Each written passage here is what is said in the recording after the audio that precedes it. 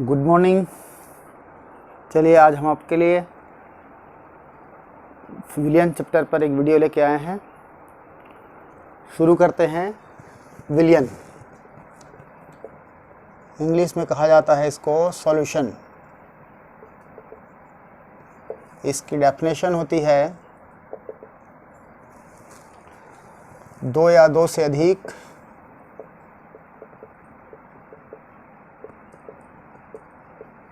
पदार्थों का समांगी मिश्रण विलियन कहलाता है।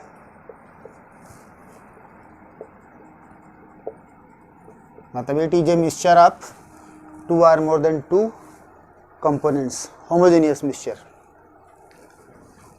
अब आते हैं हम लोग सॉल्यूशन के घटक के component of solution. Component of solution.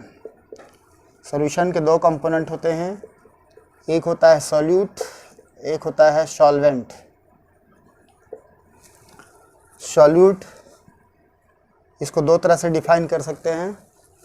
जो डिस्पर्स होता है, जो घुलता है, विच कंपोनेंट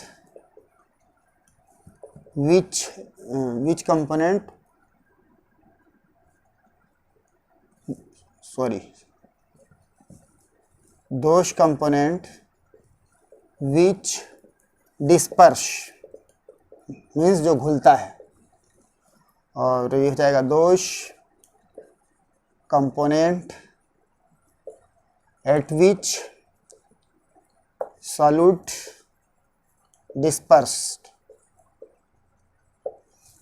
ये हो गया सॉल्यूट और सॉल्वेंट की डेफिनेशन। मोस्टली ये डेफिनेशन उस विलियन के लिए एप्लीकेबल होता है जिसमें सॉल्यूट सॉलिड होता है और सॉल्वेंट लिक्विड होता है।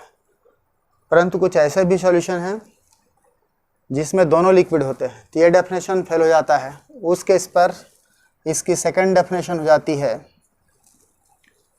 विच कंपोनेंट, वह घटक जो ज़्यादा मात्रा में होता है, presence in more quantity, less quantity, called solute, and which component which presence in more quantity called solvent। Example देखते हैं। Solution of sugar in water. यहाँ पर शक्कर पानी में घुलता है, इसलिए शुगर सॉल्यूट हो जाएगा और वाटर सॉल्वेंट हो जाएगा। लेकिन अगर एल्कोहल का पानी में विलियन, solution of alcohol in water, alcohol का पानी में विलियन, चूंकि दोनों लिक्विड है, इसलिए यहाँ पर कौन डिस्पर्स होता है, कौन घुलता है, कौन घुलता है, ये समझ में नहीं आता। इसलिए यहाँ पर दोनों में जो ज़्यादा मात्रा में रहेगा वो विलायक होगी और जो कम मात्रा में रहेगा वो विलेय होगा। जैसे 20% एल्कोहल का विलियन पानी में, इसका मतलब 20 ml एल्कोहल 80 ml पानी में डिज़ोल्व है, इसलिए यहाँ पर ये एल्कोहल हुआ सॉल्यूट और पानी हुआ सॉल्वेंट।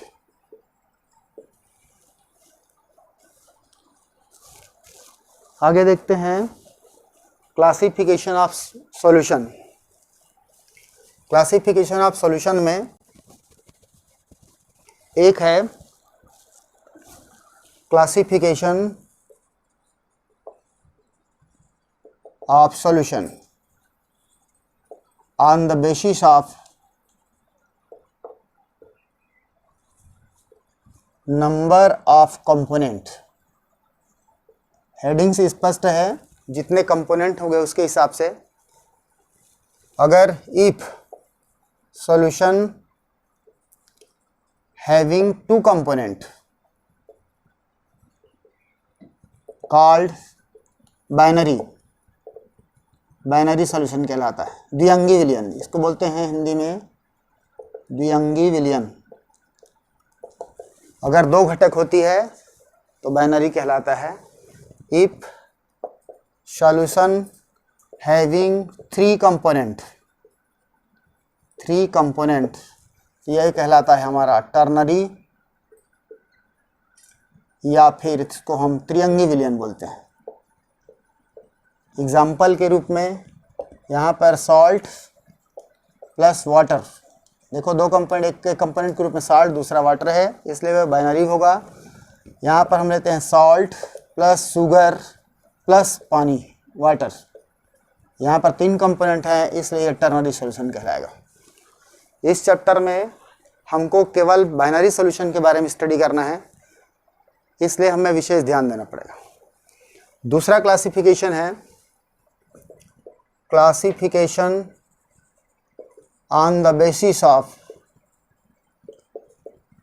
स्टेट ऑफ कंपोनेंट, घटकों की अवस्था के आधार पर। जैसा कि जानते हो कि सॉल्यूट और सॉल्वेंट मिल करके बनाते हैं सॉल्यूशन। अगर सॉल्यूट सॉलिड स्टेट पर है, सॉल्वेंट अगर सॉलिड है, तो ये एक प्रकार का विलयन हुआ। दूसरा, अगर सॉल्यूट सॉलिड है और ये अगर लिक्विड है, दूसरा प्रकार का विलयन हुआ। तीसरा देखें हम तो ये सॉलिड है और ये गैस है, तो तीसरा प्रकार का। इस प्रकार की सॉल्यूशन कहलाती है solution of solid in solid, solution of solid in solid. ध्यान रखना है, विलयन को नाम देते समय सॉलिड को पहले प्रोनाउंस, सॉल्यूट वाली पार्ट को पहले प्रोनाउंस करते हैं। देखो, solution of solid in solid. इसी तरह से इसका नाम हो जाएगा solution of solid in liquid, इसका हो जाएगा solution of solid in gas. चौथी प्रकार होगी, इसको अगर हम मान लो लिक्विड लेते हैं, लिक्विड का सॉलिड में। पांचवा हो जाएगा लिक्विड का लिक्विड में। छठवां हो जाएगा लिक्विड का गैस में। इसका नाम होगी solution of liquid in solid, इसका नाम होगा solution of liquid in liquid, इसका नाम होगा solution of liquid in gas. Seventh होगा गैस एस, एट्थ होगा गैस एल, नाइन्थ होगा गैस जी। इसको बोलेंगे solution of gas in solid, ये बोला जाएगा solution of gas in liquid, इसका नाम होगा solution of gas in gas. इस तरह से हमारे हमारे पास 9 प्रकार के सॉल्यूशन हुआ करते हैं। अब हम देखेंगे सॉल्यूशन की कॉन्सेंट्रेशन को एक्सप्रेस करना है। हम लोग अपनी बोलचाल की भाषा में शक्कर की घोल बनाते हैं, वहाँ पर उसको बोलते हैं कम मीठा है, ज़्यादा मीठा है, या अगर नमकीन विलयन है तो सीठा है, ज़्यादा खारा है, ऐसा बोलते हैं। विज्ञान में उसको बोला जाता है कॉन्सेंट्रेशन, मतलब जो फीका है वो मतलब लो कॉन्सेंट्रेशन होता है, और जो मीठा है वो ज़्यादा कॉन्सेंट्रेशन। ये हो जाएगा expression of concentration of solution.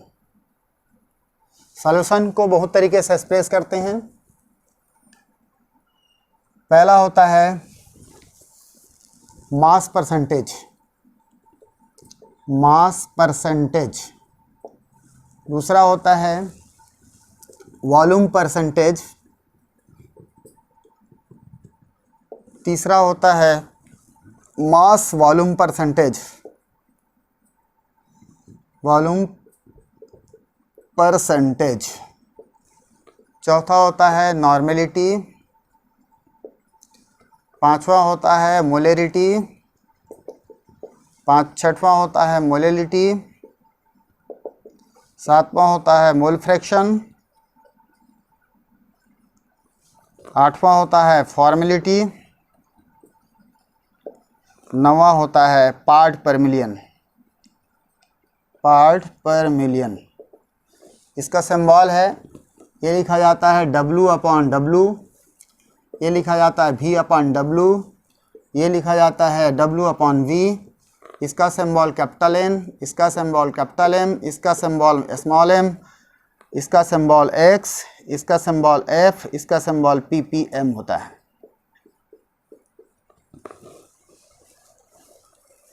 अब हम देखेंगे मास परसेंटेज। इसकी फार्मूला होती है mass of component and mass of solution into 100। इसकी अगर डेफिनेशन लेंगे तो डेफिनेशन होता है किसी विलयन का मास परसेंटेज विलय की ग्रामों में वह मात्रा होती है जो विलयन के सहभागों में उपस्थित होती है। एक बार फिर से देख लें, किसी विलयन का मास परसेंटेज विलय की ग्रामों में वह मात्रा होती है जो विलयन के सहभागों में उपस्थित होती है। एग्जाम्पल के रूप में देखें, अगर मान लो हमको बोलता है 20% solution of sugar in water, इसका मतलब 20 gram of sugar is present in 80 gram of water.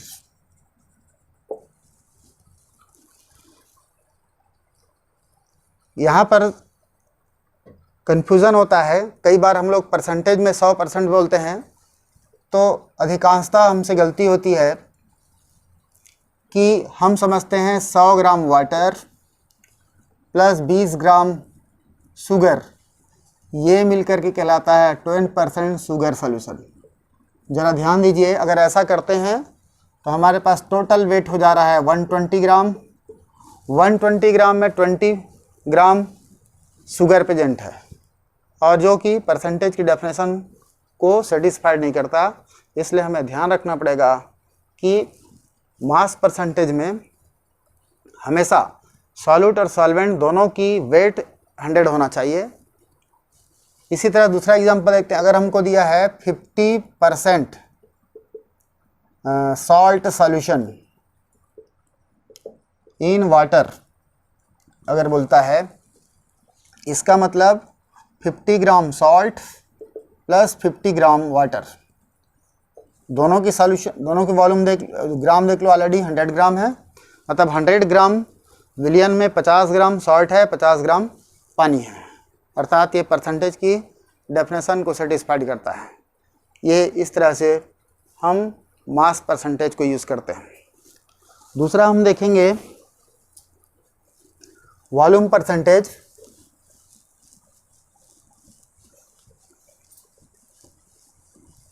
यद्यपि यह ज़्यादा यूज़ नहीं होती, फिर भी ये हो जाएगा इसका वॉल्यूम ऑफ कंपोनेंट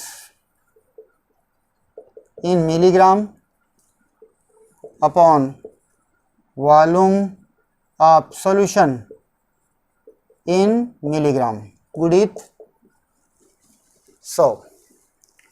यहाँ भी अगर एग्जाम्पल देखें, अगर हमको बोलता है, अच्छा पहली बात तो याद रखिएगा, ये जो कॉन्सेंट्रेशन है वो उस सॉल्यूशन की कॉन्सेंट्रेशन एक्सप्रेशन में यूज़ होता है जिसमें दोनों कंपोनेंट लिक्विड होते हैं, और ये सॉल्यूशन मोस्टली, ये कॉन्सेंट्रेशन मोस्टली यूज़ होता है जिसमें दोनों कंपोनेंट सॉलिड होते हैं। परंतु यहाँ पर वाटर हमारे लिए यूनिवर्सल सॉल्वेंट के रूप में रहता है, इसलिए हम पानी से बने हुए विलयनों को भी इसके अंदर गैस कर लेते हैं। एग्जाम्पल के रूप में देखते हैं, जैसे solution of alcohol and water, यहाँ हमको बोला है 20% solution of alcohol in water, इसका मतलब है 20 ml अल्कोहल है जो कि 80 ml वाटर में डिज़ोल्व है। देखिए दोनों को देखें तो ये क्या हो रहा है, 100 ml सोल्यूशन की वॉल्यूम 100 ml हो रहा है, 100 ml में 20 ml अल्कोहल है और 80 ml वाटर है, इसलिए ये कहलाएगा, इसका वॉल्यूम परसेंटेज 20% हो जाएगा। इस तरह से हम अदर एग्जांपल्स को यूज़ कर सकते हैं। अगला देखते हैं हम लोग, मास वॉल्यूम परसेंटेज। यह इन तीनों ही प्रकार की कॉन्सेंट्रेशन एक्सप्रेशन में सबसे ज़्यादा इम्पॉर्टेंट होता है। मेडिकल साइंस में इसी कॉन्सेंट्रेशन के यूज़ होता है। मेरे ख्याल से इन दोनों की फार्मूला से आप ये फार्मूला बना सकते हो। यहाँ पर देखो मास परसेंटेज था तो मास आप कंपोनेंट लिए थे, वॉल्यूम था तो वॉल्यूम आप कंपोनेंट लिए थे। क्योंकि यहाँ पर मास वॉल्यूम परसेंटेज है, मतलब यहाँ पे क्या रहेगा, सॉल्यूट का मास रहेगा और सॉल्वेंट का वॉल्यूम रहेगा, इसलिए इसकी फार्मूला बन जाएगी मास ऑफ कंपोनेंट अपॉन हो जाएगा वॉल्यूम ऑफ सॉल्यूशन, ये हो जाएगी 100। ये स्पेशली आपको याद रखना है, मेडिकल साइंस में यूज होने वाला कंसंट्रेशन टर्म है। मेडिकल साइंस यूज होने वाला कंसंट्रेशन टर्म है। जो जितने भी हमारे पास मेडिसिन्स बनते हैं, लिक्विड मेडिसिन्स, वो सब इस प्रकार से हुआ करते हैं। इसको भी एग्जाम्पल के रूप में देखा जा सकता है। अब हम देखते हैं, हमारे लिए जो सबसे ज़्यादा जनरल है वो नॉर्मलिटी है।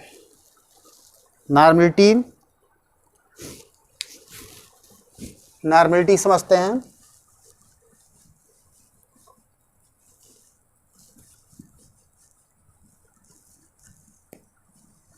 नॉर्मलिटी की डेफिनेशन होता है कि 1 लीटर विलियन में उपस्थित, डेफिनेशन होगा 1 लीटर विलियन में उपस्थित विलेय की ग्राम तुल्यांकी भारों की संख्या, तुल्यांकी भारों की संख्या, मतलब number of gram equivalents weight in presence in 1 litre solution. English में क्या हो जाएगा, number of gram equivalent weight in presence in 1 litre of solution. हमारे पास एक नया टर्म आया, ग्राम इक्विवेलेंट वेट, तुल्यांकी भार। जब तक हम किसी पदार्थ की तुल्यांकी भार नहीं जानेंगे तब तक हम नॉर्मलिटी को नहीं समझ पाएंगे। इसलिए सर्वप्रथम हम तुल्यांकी भार समझते हैं। तुल्यांकी भार अलग अलग टाइप के सब्सटेंस के लिए अलग अलग होती है। देखिए, सब्सटेंस को हम जैसे लेते हैं, यहाँ पर एसिड, यहाँ पर होगा equivalent weight of acid is equal to होता है एटॉमिक वेट या molecular weight, molecular weight upon basicity. Basicity means number of H+ ion.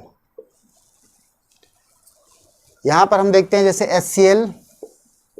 HCl की अगर इक्विवेलेंट वेट निकालें तो यहाँ पर HCl का मॉलिक्यूलर वेट होगा 1 + 35.5 इज इक्वल टू होता है 36.5 ग्राम।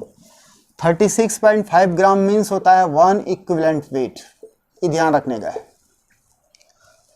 36.5 gram is equal gram HCl is equal to होता है 1 इक्विवेलेंट वेट ऑफ HCl। अगर हम नाइट्रिक एसिड का लेते हैं, इसका मॉलिक्यूलर वेट होगा 1 + नाइट्रोजन का 14 होता है, ये 16 × 3 = 48 हो जाएगा, 8 × 4 = 12, 1 13 और ये जाएगा 63। इसका मतलब 63 gram of HNO3 is equal to होता है 1 equivalent weight in case of nitric acid.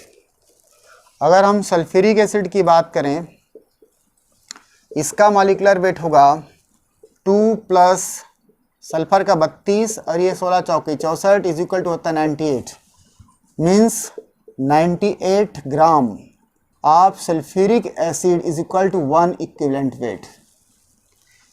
इस तरह से हम इसको समझ सकते हैं। ये हो जाएगा हमारा एसिड की। अब निकालेंगे एसिड ऐसे HCl की equivalent weight is equal to हो जाएगा मॉलिक्यूलर वेट। HCl का मॉलिक्यूलर वेट है 36.5 अपॉन क्या होगा, इसमें एक ही H प्लस होता है इसलिए हो जाएगी 36.5 ग्राम, ये इक्विवेलेंट है। अगर हम सल्फ्यूरिक एसिड की बात करें तो इसका मॉलिक्यूलर वेट होता है 98 और इसमें 2 H प्लस आयन होते हैं, इसलिए क्या हो जाएगा 2 मीन्स 49 ग्राम, अर्थात 49 ग्राम, सॉरी यहाँ पे होगा 49 ग्राम इज इक्वल टू होता है 1 इक्विवेलेंट वेट। नाइट्रिक एसिड की केस में देखें तो यहाँ पे होता है 63, यहाँ पर H प्लस है 1, इसलिए क्या हो जाएगा 63 gram is equal to 1 equivalent weight होता है। इस तरह से हम अन्य एसिडों का इक्विवेलेंट वेट निकाल सकते हैं। फिर देखते हैं equivalent weight of base. Equivalent weight of base,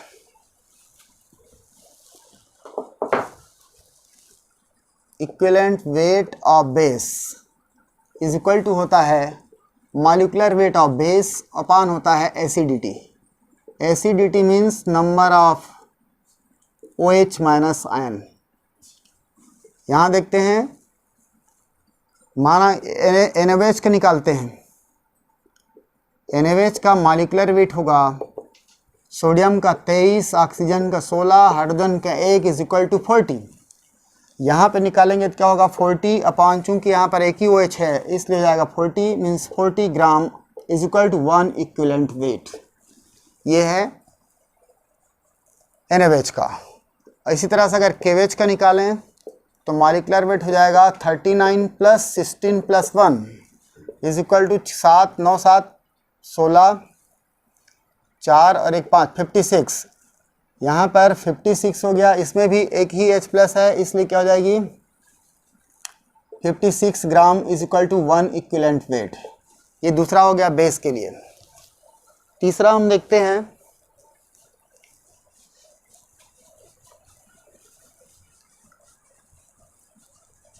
equivalent weight of salt. Equivalent weight of salt, equivalent weight of salt, यहाँ पर इसकी फार्मूला होता है molecular weight of salt upon होता है valency of cation.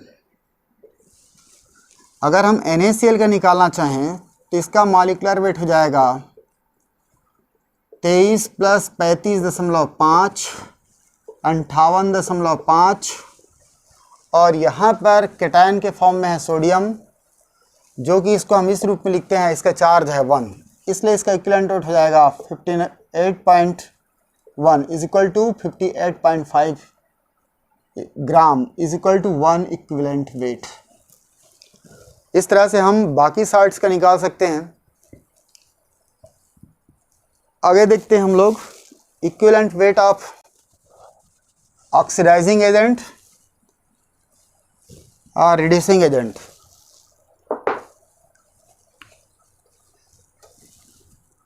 Equivalent weight of oxidising agent और reducing agent. यहाँ पर पहले समझ लीजिए, 2-3 तरह से डिफाइन कर सकते हैं, मैं सरल तरीके से बता रहा हूँ। एडिशन ऑफ ऑक्सीजन, देखो ऑक्सीडाइजिंग एजेंट और ये होता है रिड्यूसिंग एजेंट। ऑक्सीडाइजिंग एजेंट का मतलब होता है जो ऑक्सीडाइज करता है, और ऑक्सीडाइज करता है तो या तो क्या करता है वो इलेक्ट्रॉन लिबरेट करता है, मतलब it electron liberate, electron produce करता है और दूसरे को देता है। और ये क्या होता है, मतलब ये इलेक्ट्रॉन उत्पन्न करने वाला और ये इलेक्ट्रॉन ग्रहण करने वाला होता है। यहाँ पर जैसे हम देखते हैं K2Cr2O7, जब एसिडिक मीडिया पर सल्फ्यूरिक एसिड की प्रेजेंस पर रिएक्ट करता है तो लास्ट में आपको याद होगा 3 नेजेंट ऑक्सीजन देता है। मैं डिटेल में यहाँ पे नहीं बता रहा हूँ, अगले वीडियो में बता दूंगा, समय लगेगा। जैसे KMnO4, इसको अगर हम सल्फ्यूरिक एसिड के प्रेजेंस पर यूज़ करते हैं तो ये 5 नेजेंट ऑक्सीजन देता है। इसका मतलब ये 3 इलेक्ट्रॉन प्रोड्यूस कर रहा है और ये इसमें 5 इलेक्ट्रॉन प्रोड्यूस कर रहा है, 5 इलेक्ट्रॉन प्रोड्यूस कर रहा है। अब इसकी अगर हम इक्विवेलेंट वेट निकालें तो equivalent weight of KMnO4 is equal to हो जाएगा molecular weight of KMnO4 upon हो जाएगा लिबरेटिंग या यूज्ड इलेक्ट्रॉन, तो ये हो जाएगा 5। इसी तरह से अगर हम K2Cr2O7 का निकालें, ये हो जाएगा molecular weight of K2Cr2O7 upon यहाँ पर यूज्ड इलेक्ट्रॉन 3 है, इसलिए हम 3 डिवाइड करते हैं। इस तरह से हम डिफरेंट सॉल्ट्स की इक्विवेलेंट वेट को कैलकुलेट कर सकते हैं। 12वीं में पढ़ने वाले बच्चों को ये निकालने आना चाहिए। अब हम आते हैं सीधा नॉर्मलिटी पर। नॉर्मलिटी समझना है। नॉर्मलिटी की डेफिनेशन हमने पढ़ा है कि 1 लीटर विलयन में उपस्थित विलेय की ग्राम तुल्यांकी भारों की संख्या। जैसे देखो यहाँ पर अगर हमको बोलता है कि 3.65 ग्राम हाइड्रोक्लोरिक एसिड 1 लीटर विलयन में मौजूद है, विलयन में मौजूद है, तब हम इसकी अगर नॉर्मलिटी निकालने के लिए बोलता है, ये बोलता है n निकालो, तब यहाँ पे क्या करेंगे, हमारा डेफिनेशन कहता है कि 1 लीटर सॉल्यूशन में क्या होना चाहिए, 1 ग्राम इक्विवेलेंट वेट होना चाहिए। अर्थात 1 लीटर सॉल्यूशन में 1 ग्राम, इसका कितना होता है, HCl का होता है 36.5 ग्राम। अगर 36.5 ग्राम HCl होगा तो वो सोल्यूशन नॉर्मल कहलाएगा।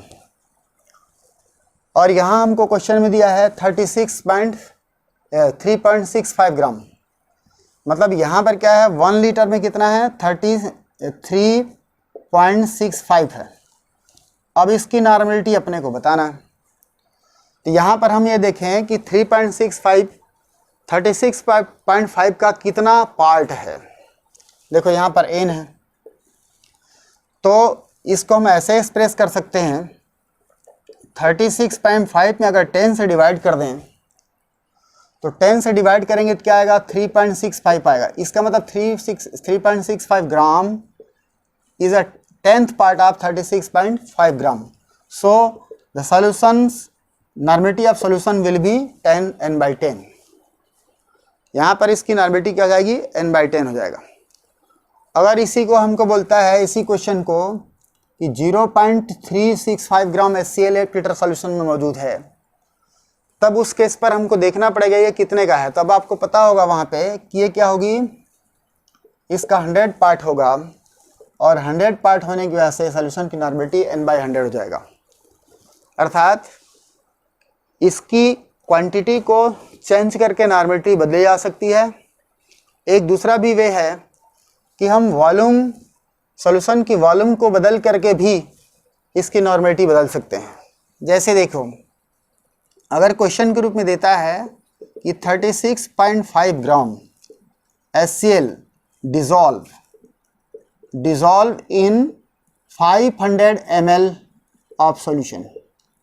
अब इसकी नॉर्मलिटी निकालने के लिए बोलता है, तो इसकी नॉर्मलिटी निकालने की तो हमारे पास क्या फार्मूला है, 36.5 ग्राम अगर 1 लीटर सॉल्यूशन में मौजूद है, तब क्या होगा, 1 नॉर्मल सॉल्यूशन कहलाएगा। यहाँ देखो कि 36.5 ग्राम 500 ml में है, इसका मतलब 36.5 इंटू 2 इज इक्वल, इसमें कितने में रहेगा, 1 लीटर में रहेगा। अर्थात इसको हम लिख सकते हैं 2 इंटू 36.5 मीन्स क्या हो जाएगा, सोल्यूशन की नॉर्मलिटी 2n हो जाएगा। सोल्यूशन की नॉर्मलिटी 2n हो जाएगा। अर्थात 1 लीटर में 500 ml में इतना है तो 1 लीटर में इसका डबल होगा, इससे नॉर्मेलिटी क्या हो जाएगी 2n हो जाएगा। इस तरह से हम नॉर्मेलिटी निकाल सकते हैं। अगर एक और एग्जांपल देखें, अगर हमको बोलता है 4.9 ग्राम सल्फ्यूरिक एसिड की एक sulphuric acid dissolved in 1 litre of solution. अब इसकी हमको नॉर्मेलिटी निकालने के लिए बोलता है, तो अपने को पता है कि इसकी इक्विवेलेंट वेट होता है 49 ग्राम। इट मीन्स 49 ग्राम अगर 1 लीटर में होगी तो सॉल्यूशन की नॉर्मेलिटी n होगा। यहाँ हमको बोला है 4.9 और 4.9 क्या है, इसका 10 पार्ट है, इसलिए इसकी सॉल्यूशन की नॉर्मेलिटी भी 10 हो जाएगी। अगर हमको बोलता है 490 ग्राम डिसॉल्व है अगर 1 लीटर में, तो यह क्या है हमारा 49 का 10 टाइम है, इसलिए इसकी नॉर्मेलिटी 10n हो जाएगा। इस तरह से नॉर्मेलिटी निकाली जा सकती है। अब हम देखते हैं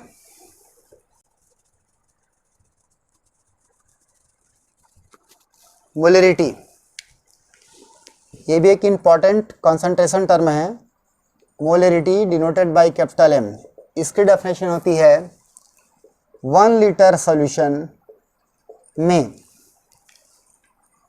सॉल्यूट की उपस्थित ग्राम मोलों या ग्राम मोल्स की संख्या, number of gram moles English में जाएगा number of gram moles presence in 1 litre of solution. यहां से देखते हैं, फिर से हम HCl की बात करते हैं। ध्यान देने की है, HCl का देखेंगे, सल्फ्यूरिक एसिड का देखेंगे, इन दोनों से हमको एक रिलेशन मिल जाएगा। हमने देखा कि 36.5 ग्राम को अगर 1 लीटर में डिसॉल्व करते थे तो 1 नॉर्मल सॉल्यूशन बनता था। इसकी 49 ग्राम को अगर 1 लीटर में डिसॉल्व करते थे तो 1 नॉर्मल सॉल्यूशन बनता था। हमको मोलरिटी को कंपेयर करने के लिए पहले मोलरिटी देखते हैं, फिर इसको कंपेयर करेंगे। यहाँ बोलता है 1 लीटर सॉल्यूशन में उपस्थित ग्राम मोल्स की संख्या, तो यहाँ पर हो जाएगा कि अगर हमको बोलता है 36.5 ग्राम HCl dissolve in 1 litre of solution. अब अपने को निकालना है M। यहां पर देखो 36, ये इसकी क्या है मॉलिक्यूलर वेट है, और यह 1 लीटर में प्रेजेंस है, तो बाय डेफिनेशन इसकी मोलरिटी भी क्या हो जाएगी M हो जाएगा। यहां हम देखते हैं सल्फ्यूरिक एसिड की केस पर, यहाँ पर सल्फ्यूरिक एसिड में इसकी मॉलिक्यूलर वेट हुआ करता है 98 ग्राम, और अगर 1 लीटर में मौजूद होता है तब क्या बनेगी 1 मोलर सॉल्यूशन बनेगा। कंपैरिजन करने की बात यह है कि HCl जैसे केस के लिए नॉर्मेलिटी और मोलरिटी, देखो नॉर्मेलिटी में भी 36.5 ग्राम डिसॉल्व है 1 लीटर में, यहाँ भी 36.5 ग्राम डिसॉल्व है 1 लीटर में, ये नॉर्मल कहला रहा है, ये मोलर कहला रहा है। तो इस HCl के लिए नॉर्मेलिटी और मोलरिटी इक्वल है। ये जो आपकी प्रतियोगी परीक्षाओं के लिए विशेष ध्यान रखना है आपको कि किन किन पदार्थों के लिए नॉर्मेलिटी और मोलरिटी इक्वल होती है और किसके लिए क्या रिलेशन होती है। जबकि सल्फ्यूरिक एसिड पर देखा जाए तो 49 ग्राम 1 लीटर में जब प्रेजेंस होता है तो 1 नॉर्मल कहलाता है, और यहाँ 98 ग्राम जब डिसॉल्व होता है तो मोलर कहलाता है। यहाँ पर देख लो 98 ग्राम चूंकि जस्ट 2 टाइम्स ऑफ 49, इसका मतलब हम यहाँ पर लिख सकते हैं, इसको 2 इंटू 49 लिखते हैं और ये 1 लीटर लिखते हैं, तो यहाँ पर क्या हो जाएगा 2 इंटू n हो जाएगा, मीन्स यहाँ हो जाएगी 2n हो जाएगा। अर्थात सल्फ्यूरिक एसिड की केस के लिए नॉर्मेलिटी और मोलरिटी में रिलेशन क्या हो रहा है कि 2n is equal to m हो रहा है, जबकि HCl जैसे केस के लिए नॉर्मेलिटी इसके इक्वल हो जा रहा है। यहाँ इसको फार्मूला में देख लो, एसिड और बेस क्लास, यहाँ एसिड पढ़ रहे हैं, एसिड की बात कर दूँ। एसिड तीन तरह से होंगे हमारा बेसिक, एक होता है मोनो बेसिक एसिड, इसमें आएंगे आपके HCl, HNO3, CH3COH, मतलब जिस जिस की फार्मूला में एक एक H होते हैं वो सब कहलाते हैं मोनोबेसिक एसिड। और चूंकि इनके लिए इक्विवेलेंट वेट इक्वल होता है मॉलिक्यूलर वेट का, इसीलिए इनका नॉर्मलता और मोलरता इक्वल होता है। जबकि हम डाई बेसिक एसिड की बात करें, डाई बेसिक एसिड में आएगा आपका H2SO4 है, और इसके लिए होता है इक्विवेलेंट वेट डबल होता है मॉलिक्यूलर वेट का, इसलिए यहाँ क्या हो जाएगी 2n इज इक्वल टू हो जाएगा। तो डाई बेसिक एसिड्स के लिए क्या हो जाएगी 2n is equal to m relation मिलेगा। इसी तरह से ट्राई बेसिक एसिड के लिए, ट्राई बेसिक एसिड जैसे H3PO4 जैसे जिनके फार्मूला में 3H हैं, इनके लिए दोनों में रिलेशन हो जाएगा 3n is equal to m हो जाएगा।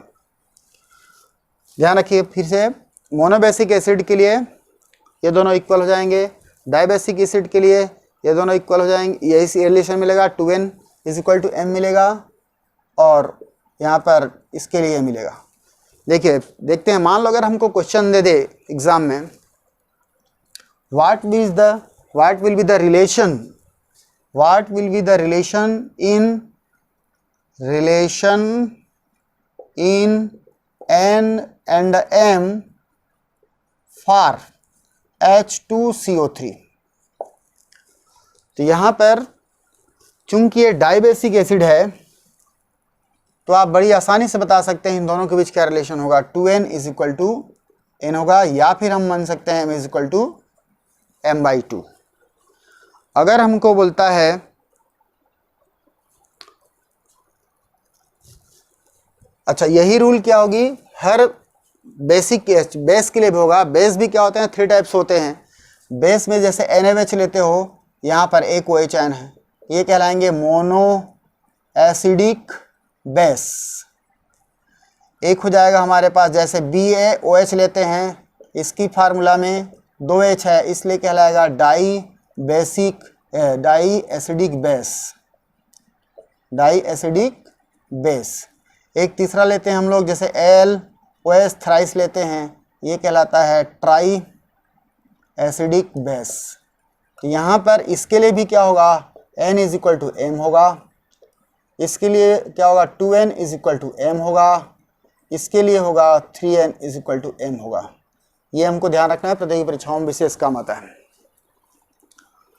चलिए अब अगली कंसंट्रेशन अगले वीडियो में, तब तक के लिए थैंक यू।